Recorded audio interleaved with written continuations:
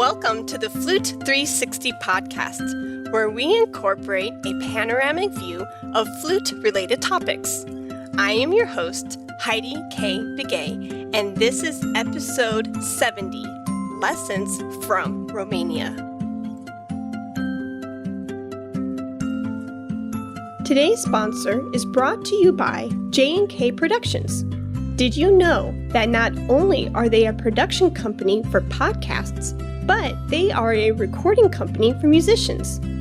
Any musical recording needs that you may have, J&K Productions can fulfill that need.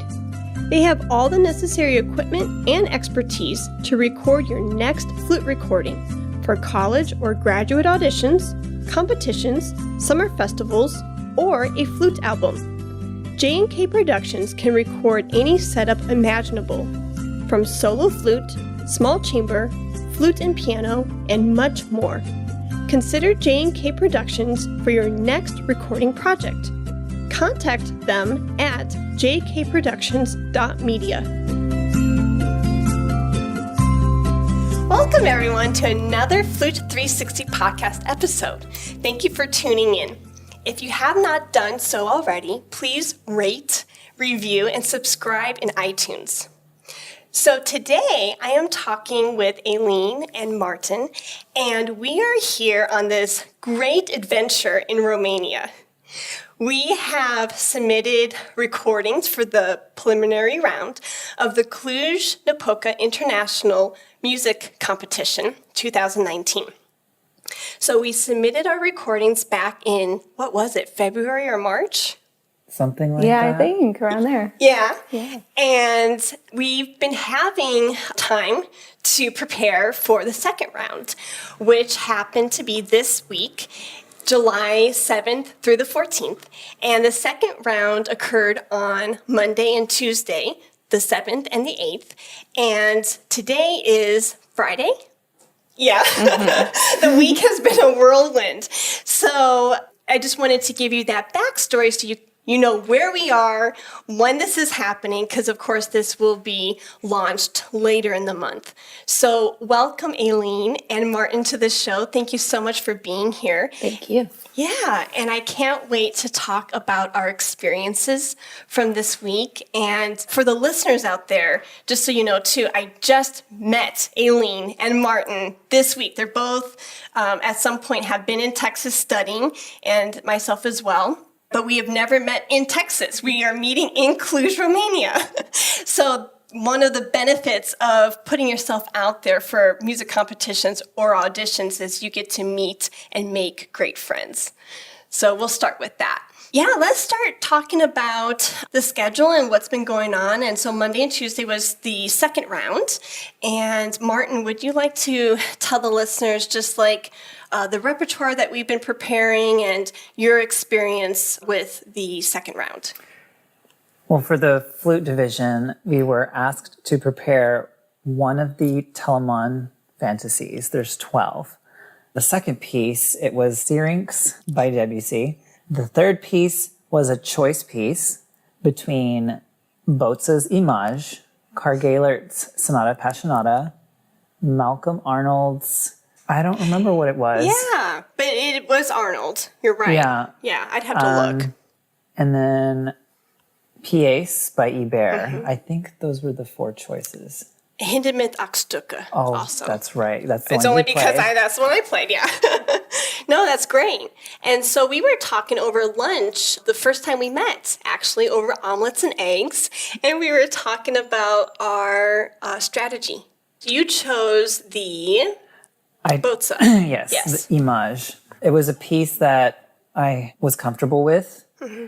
I competed with this piece at the NFA Young Artist Competition a few years ago.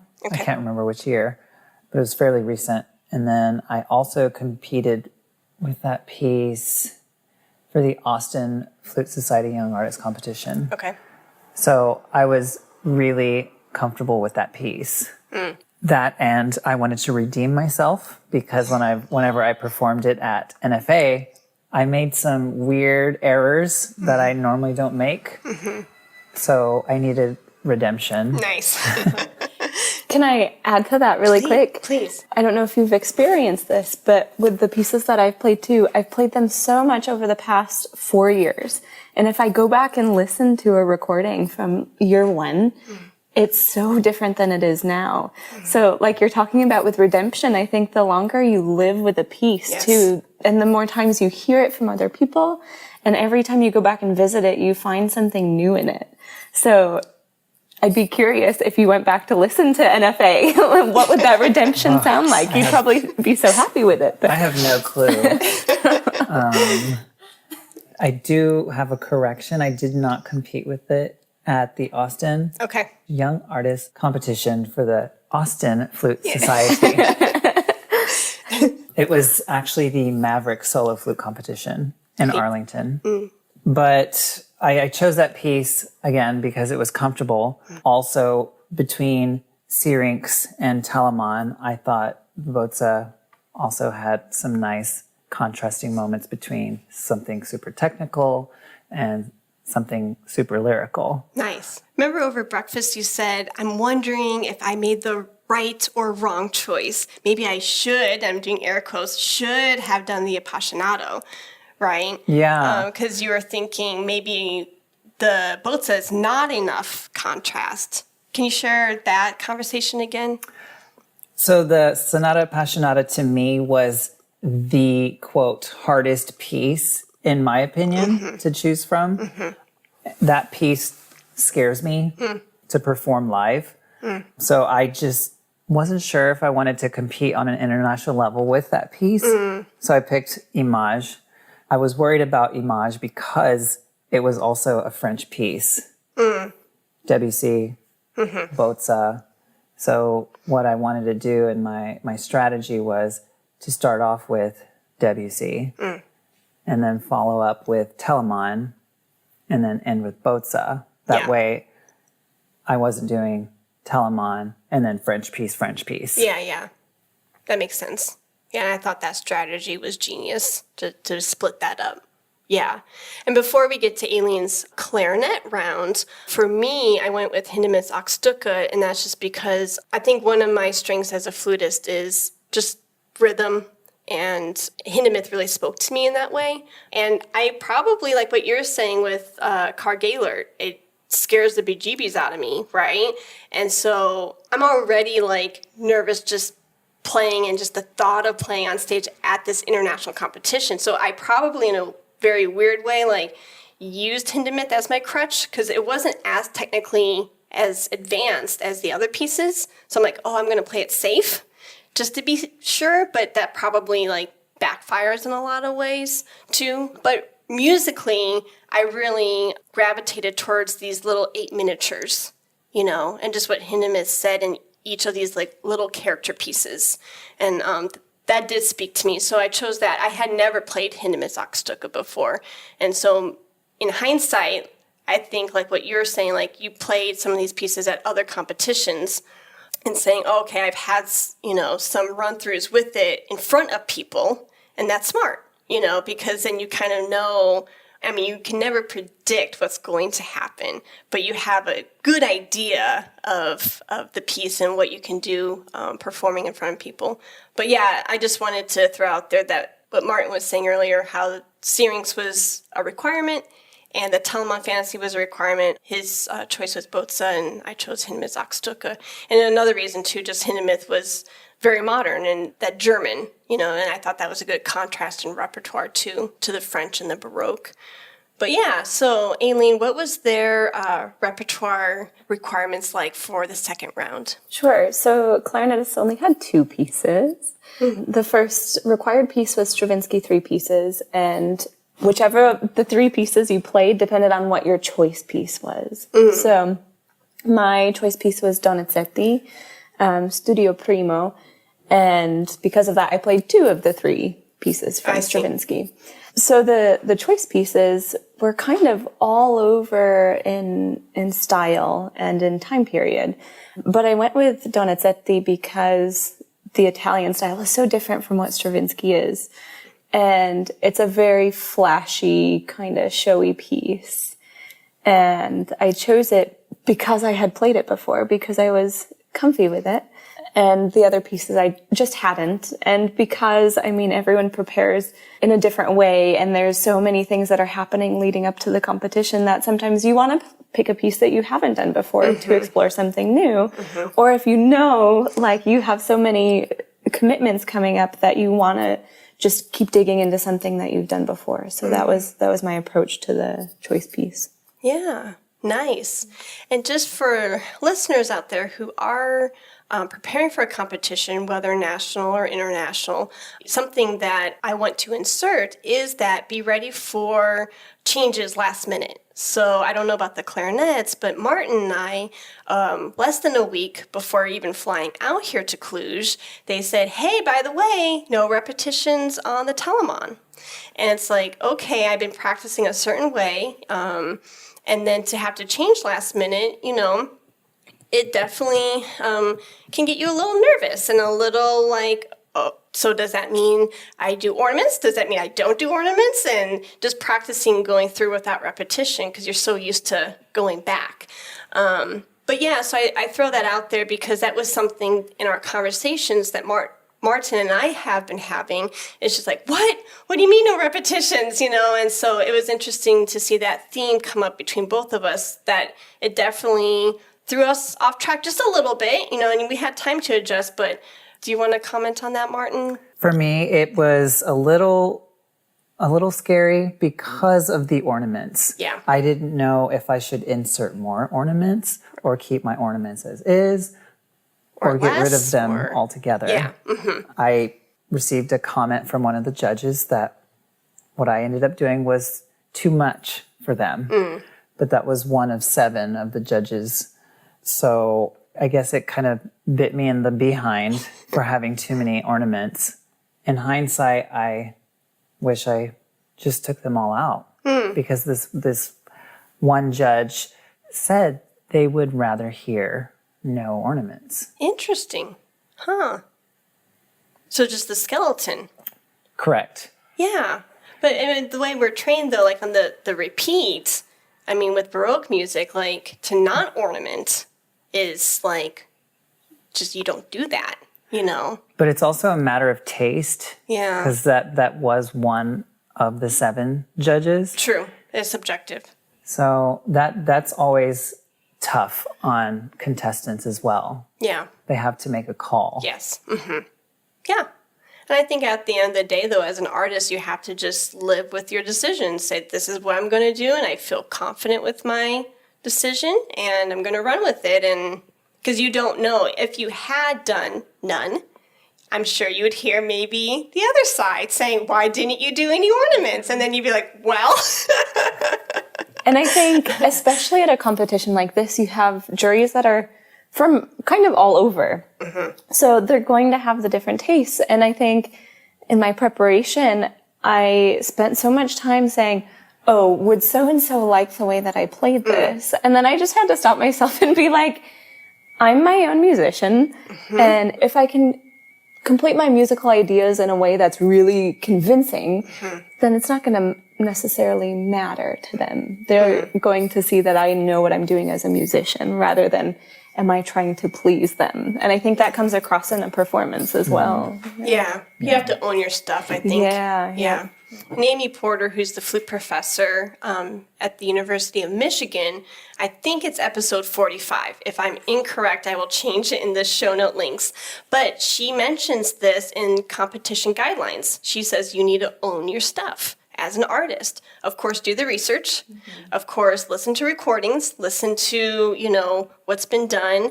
But at the end of the day, you have to go with your interpretation and you have to be confident in it, because if you're not going to be confident in your own artistic choices, no one else will. You have to own it. So that kind of coincides with what you said. Yeah. So it was a very gruesome 2 days. And I say that just because emotions are very high.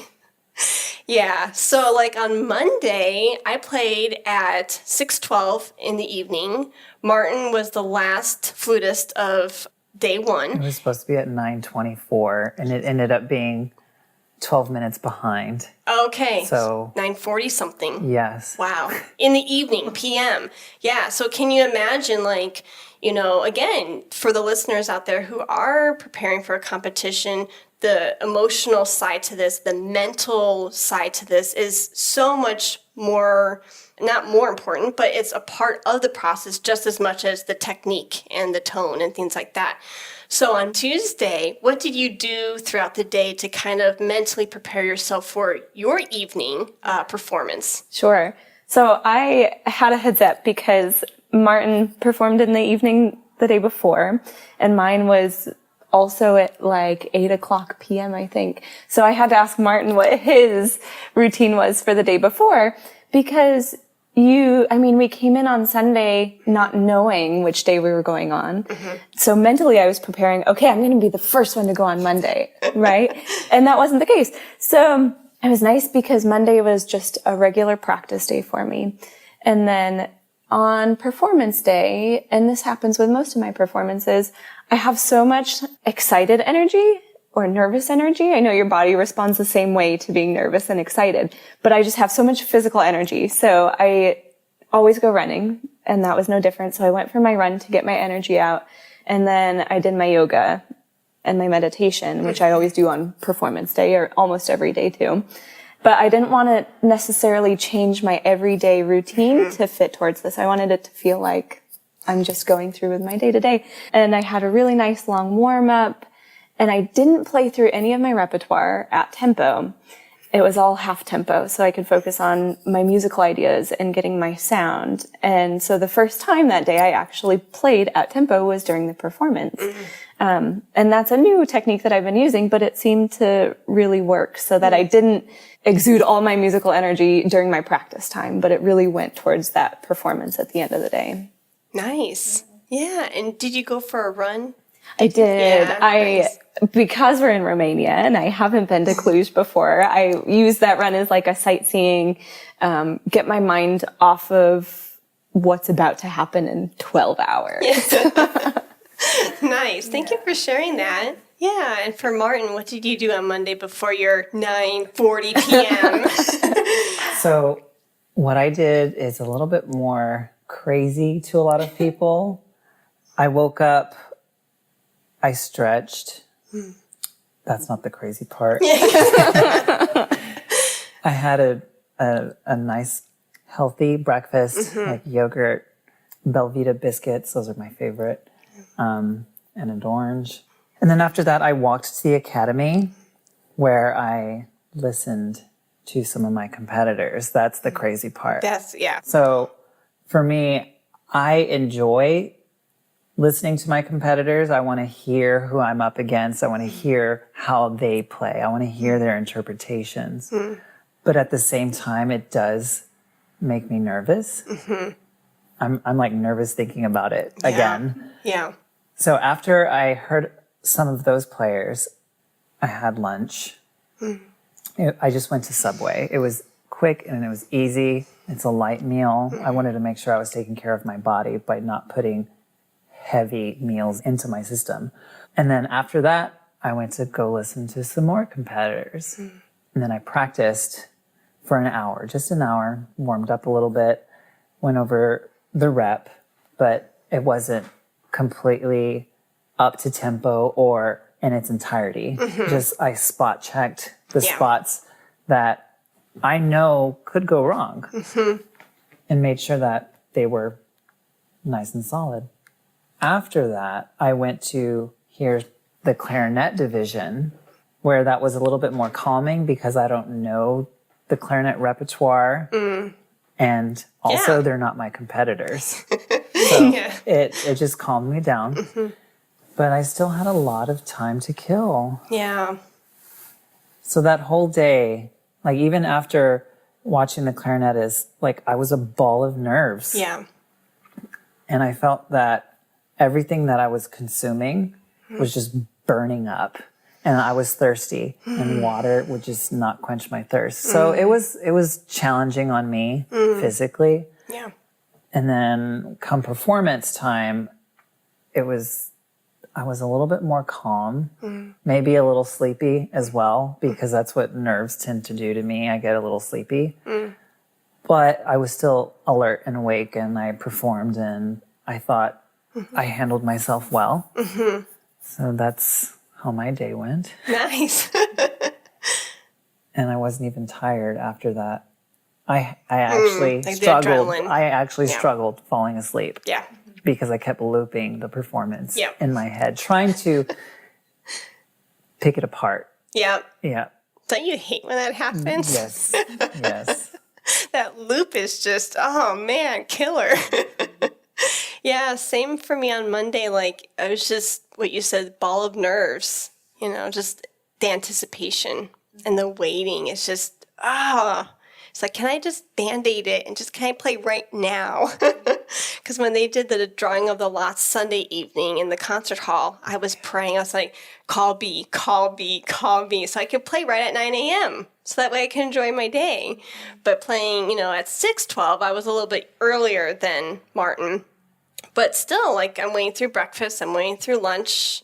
And so that energy just piles up. And I think for me as a musician, I'm in the stage of trying to convert that excited energy that you mentioned into this positive experience rather than a negative experience. And so that's where I am in my process of training as a musician.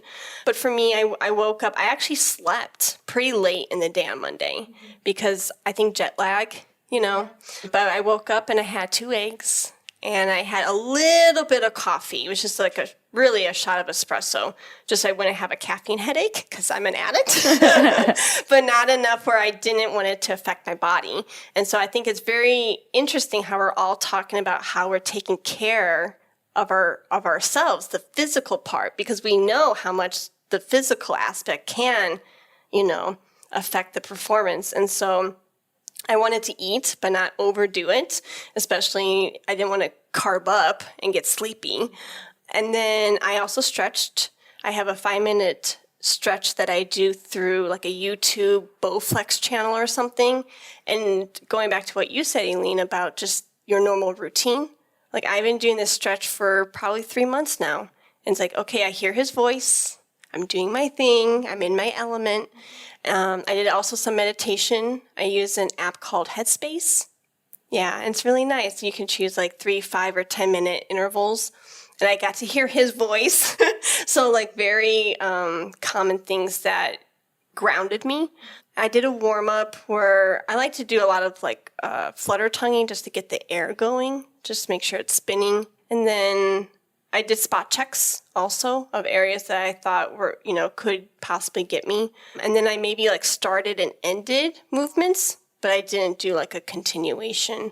Because again, like what you guys are saying, you don't want to use up all your energy, before. So yeah, a lot of very similar processes, and I think that's neat. Yeah. Yeah. Can I ask for a second? What do you do? Because this is such a high intensity, you have 13 or like 9 minutes on the stage to prove that you are worthy to pass on to the next round. It's so nerve-wracking. What do you do like the moment you're about to walk on stage? Martin, you said you got calm before, right? Yeah. Whenever I have to do something important performance-wise, I start to become more introverted than I already am. So I get quiet. I'm just thinking about what I need to do. I visualize the audience, the space, the panel. And then I go into the room, and you have to fake it till you make it. So the audience and judges don't want to see that you're nervous. I mean, they want to support you and they want you to do well. They never want you to do poorly. But I have to, I stand up taller, and I walk with a confidence. I'm hyper aware of everything that I'm doing. So I walk onto the stage. I take a bow. I count to 3 because I feel like when I watch people bow, they take a quick little semi-bow. Jerk. Yeah. It's quick. And it's probably because they're nervous and they think that little semi-bow took 5 seconds long, but it didn't. It didn't, yeah. So I make sure I'm aware of time. So I take the bow, put the music on the stand, I take a deep breath, and then I hold it, exhale. But after I exhale, I keep no air in my lungs for a few seconds, and then I fill up my lungs, and then I play. So you're very aware of Yes. exactly what you're doing. Yes. Yeah. I think that could help me because, like, we were allowed to, the staff here, by the way, at Cluj is phenomenal. So helpful and kind. And signing up for masterclasses and things like that to prep us is great. So they gave us the option to be in the green room for 30 minutes before we walked out. When I was in the green room, I was totally fine. I was like, oh, yeah. And then they lead you to the door right before you walk out on stage. And the minute I saw that door, it was just like sheer terror. Like, you want me to walk out there? Like, what? And I'm just like, so and you have to go with it. And you're like, you have a choice. I could have been like, forget this, I'm not walking out, but I was like, no, I'm going to be brave. So I think that's my next, and they say like, okay, if you prepare, you're going to be super confident. I prepared. I worked my butt off. You know what I mean? But when you see the door and you walk out and you see like that camera and the panel and the people. The live The stream. microphone right next to you. The live stream. Yeah. That's why we keep forgot talking about about this that. at dinner. And I'm like, well, because Aileen and Martin were ready to see if their name was on the advancement. I'm like, yeah, I know I didn't advance because in Hindemith there was like 2 measures that I just totally botched. And I'm being vulnerable and saying this because I know so many people can relate. But it was at that moment I realized the camera was on me. And I was focusing so much on it being live streamed in public that I'm like, notes, I'm supposed to play? What? So that's where I'm saying, like earlier in today's discussion, like that's where I need to be next, is that mental clarity and focus on the task, and not worrying about what other people think, the equipment in the room, whether it's being streamed, not streamed, whether there's 2 people in the room or 100 people in the room, So I think that was my experience. Yeah, and I think the more you do it, the better you get. But yeah, so hearing just you talk about like literally just what I heard, what I observed from your commentary is you were very aware of walking, breathing, how long the bow is or was, And so maybe that just as a result does lower the heart rate, helps the mind think, rather than being like in panic mode, fight or flight. Mm-hmm. Yeah. Because when I get in that fight or flight, it's like, and you're like, oh my gosh. Well, and also like all of these meditation apps teach you the skills that are necessary to stay present in the moment because so much anxiety can come of thinking of the future. Oh, yeah. So I think if you're if you're so focused on what you're doing at that moment, then, or maybe not, you don't think about what the audience is thinking, or you don't think about what the judges are doing and if they're writing still or whatnot, but you're thinking about yourself being present in the moment too. And I think that's what kind of helps lower that anxiety a little bit. Okay. You're not focused on the future, what's going to happen in 10 seconds or 10 minutes. Yeah, because you can't control that. Exactly. You can only play one note at a time. For our case being, solo lined instruments.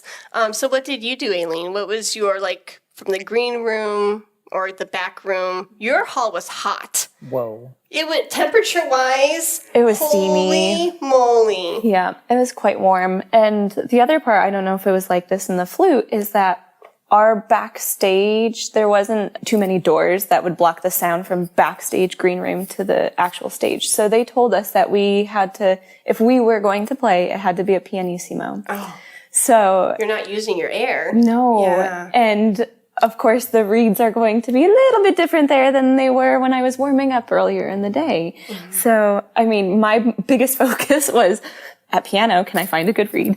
But also when I get really anxious about things, I start worrying about things that don't necessarily matter. Like, oh, I have to buy a plane ticket. I need to make sure I do that after this performance, or I have to make sure I buy this bus ticket. So Really? it's really interesting. And I think that's like maybe my mind's way of not focusing on what's about to happen on stage. It's protecting you. Yeah, in a way that doesn't always benefit me. Yeah. So I always take a minute backstage or in the green room to like imagine there's this lock box and I'm just going to put all my worries and fears in that box. And when I come back out, it's still going to be there and then I can think about it then. But yeah, that's kind of my moment of meditation right before. But also thinking, I try and do the physical aspect too. So taking the breaths, because obviously as wind players, we need to breathe. But when we get stressed out or anxious, we tend to just clench up and not breathe. Yeah. So I think it's a big part of my practice before too, to just take those breaths and make sure everything's moving freely so that I can make a good sound too. Yeah. Yeah, that stress will definitely like physically affect that air column. And then you're, out of luck. But, just even like, since we're laughing at our vulnerabilities and things like that, it's good to be human and just say, this is what I was feeling. And this is, what I'm still feeling. Because even proposing this to my two new music friends, over dinner the last couple days, we're like, do we really want to record? I don't want to talk about this. I don't want to think about it. I want to go home early. I want to be with my cats. I want to be with my husband and hungry. And you're just like, and I sympathize. And like I said earlier, if I did not have my spouse here with me, I would be doing the same thing, jumping the next plane to get home to be more comfortable. But yeah, so even this episode, we were still like, we want to be here and we want to do this because we want to share. And hopefully this helps. Even if it helps one student out there or one performer out there, I think it was definitely worth it. But yeah, it's hard to be vulnerable when we're still in this location. We still see the school. We're still getting critiqued at the masterclasses. We're getting feedback from the judges. And so that's the next thing maybe we can talk about is I thought it was interesting. I did not think that they were going to do this for us, and I'm glad they did. I did not want to go into that room, but I was brave enough, and I think we all were. So after the second round, which was the solo repertoire, they gave us the option on Wednesday to go into the room to get feedback from our judges. And there were a total of 7 flute judges. How many judges were there for clarinet? 6 for the first round. Okay. So they led us. It was kind of a little bit, not bashing, just an observation. It was a little hectic. Yeah, Martin agrees.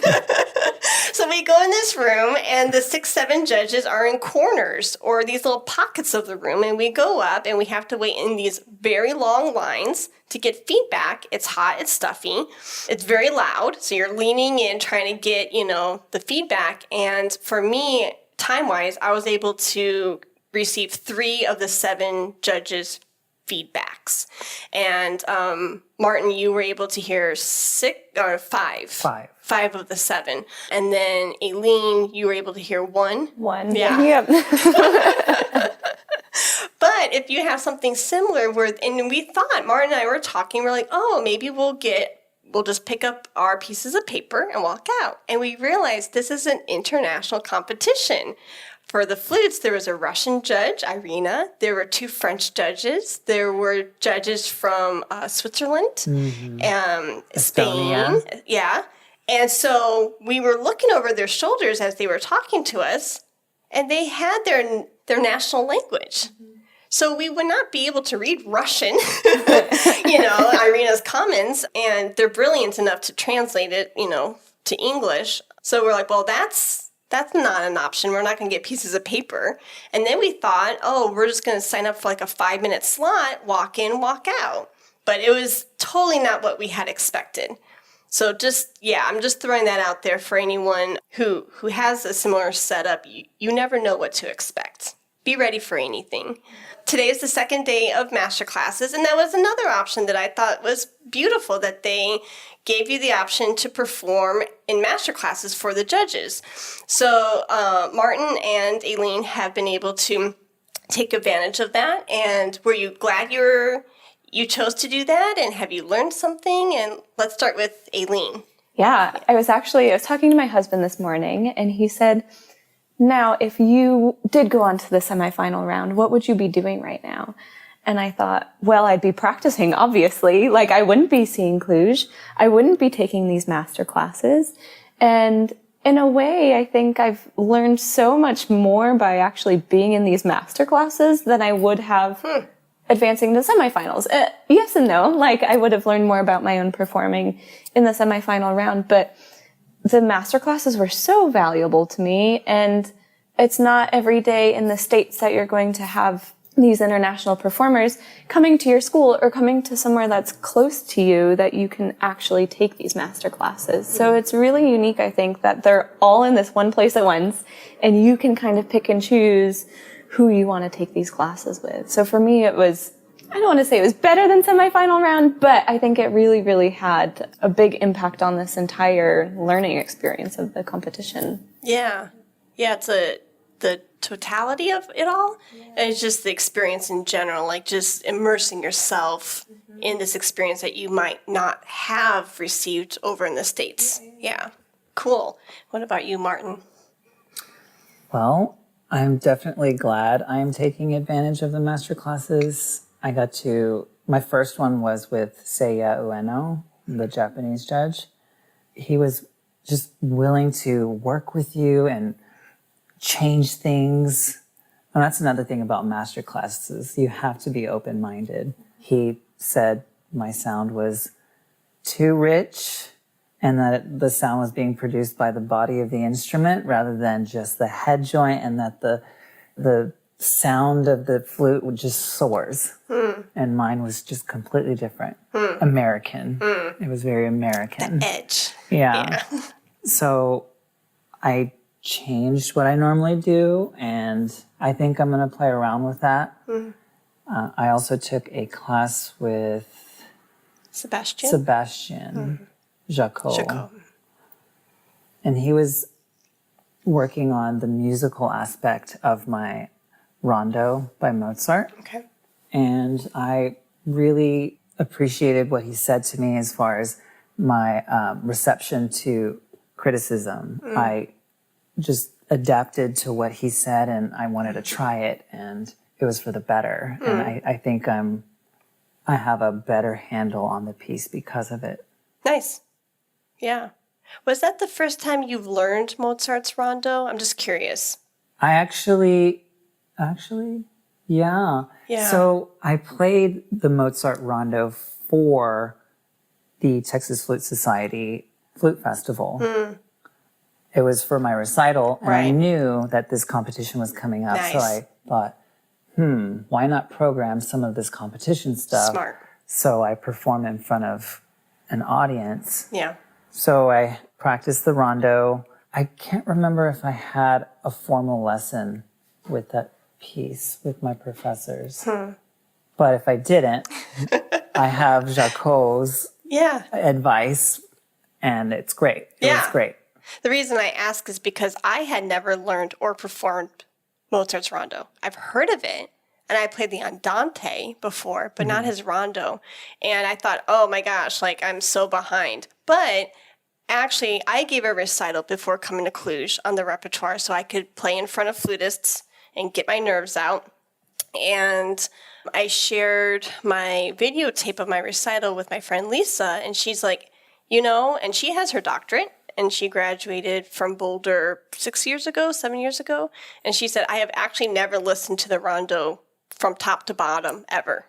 And then Ellen was at my recital, and she goes, I've heard of the Mozart's Rondo a bazillion times. Like, I've heard of it. Obviously, I know it's a staple in the repertoire, but she's like, I've never played it. I've never really heard it. And so it's interesting to see how flutists were reacting to this piece. I don't know.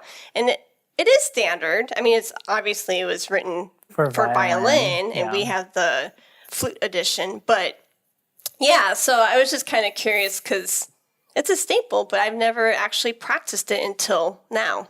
I'm glad I did. It's a charming piece. Was there repertoire for the semifinals or for the finals that was new for you, Aileen, on the clarinet side? No, there were the choice piece for semifinals. Those pieces there were quite a few contemporary pieces, but contemporary staples. Yeah, nothing that I hadn't heard of before, wasn't aware of. Yeah. I guess just to clarify so I don't sound like a complete moron, but I think Martin and I, of course, have heard the Mozart's Rondo, but just never actually played it. And studied it. Yeah. Yeah. Yeah. And for the semifinals, just to kind of wrap this up, just so people know what an international competition looks like and what they require for the semifinal round, for flutes, the staples were Ionesco's Cantabile and Presto.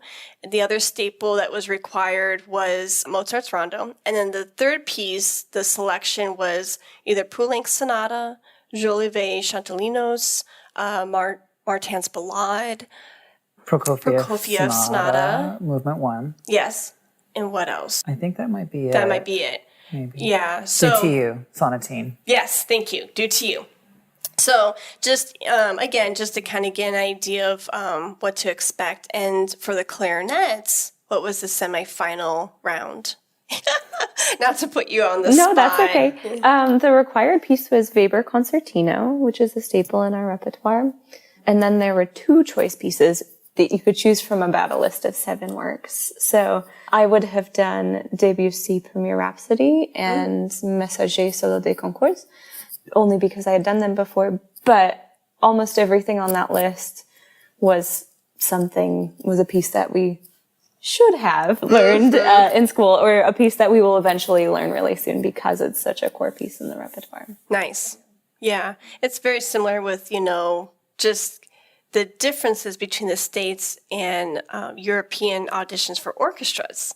Like, what's the standard for those lists and things like that. So I think it's interesting just to put that list out there so you can see what an international panel is looking for.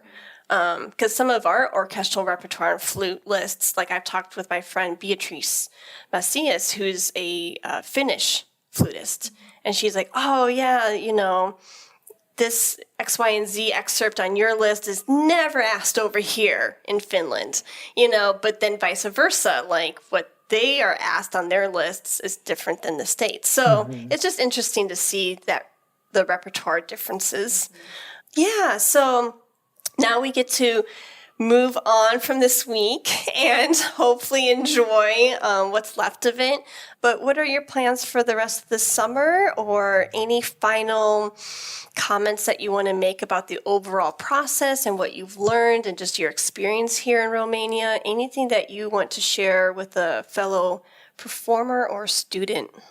So competitions, you're going to grow from them, whether it's a favorable result or a non-favorable result, because you took a lot of your time to devote on, in this case, the repertoire that they were asking for these 3 live rounds.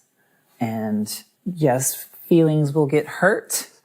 If they're not yours, they're someone else's. And then just be okay with being upset. Yeah. And learn from it, grow from it. Yeah. But try not to hold yourself back because of it. Because I wanted so much to just not go to these master classes because of the result. The result was not in my favor, unfortunately. So I didn't want to do anything, but I slept at night, and then I had to get over it. Yeah. Time to put on the big boy or big girl panties really quick. I'm alive. So yeah. Just keep pressing forward. And yeah. Our craft, we have to face failure so many times. Yes. But it builds character. Yeah. Yeah. Easier said than done, but I love the positivity or in those statements. But yeah, definitely easier said than done. Because when you're feeling those emotions, it's very real to you. And you do want to crawl into a corner and say, forget it. Yeah. But you have to one step in front of the other, one foot in front of the other. And yeah. And also for people wanting to do competitions or orchestral auditions, there's going to be a lot of people who are involved in the process. you audition, the panel, Yeah. they have to make a decision. Yeah. And unfortunately, sometimes it's the decision you want and sometimes it's not. Like they also have their taste. Yeah. There's a lot of subjectivity and all that. Yeah. So it's hard on us, but it's also hard on them. Mm-hmm. Because for the flutes, they advanced 17 and they cut a heck of a lot more. Yeah. Yeah. So Yeah. they have, I mean, the competition has to move forward somehow. Yeah. Well, in that, every competition that I've done, what I've realized after that I don't necessarily think of in the heat of the moment is that the jury members are human and they want you to succeed, and they truly are invested in you for those 10, 15 minutes that you're on stage. And especially here, most of them wrote down super specific notes to give back to you because even if you don't advance, they want you to be successful later on, and they want you to also learn from the process. And I think maybe the first few competitions I did, I had it in my head, oh, they just want to tick you off, and they just want to be able to scoop people out so that they know who they want to move on, if that makes any sense. But I think here, and most competitions, they want you to succeed, and that's an important thing to think about before you go out on stage too, is there's positive energy in the room for you most of the time. No, that's really nice. Thank you for sharing that. Yeah.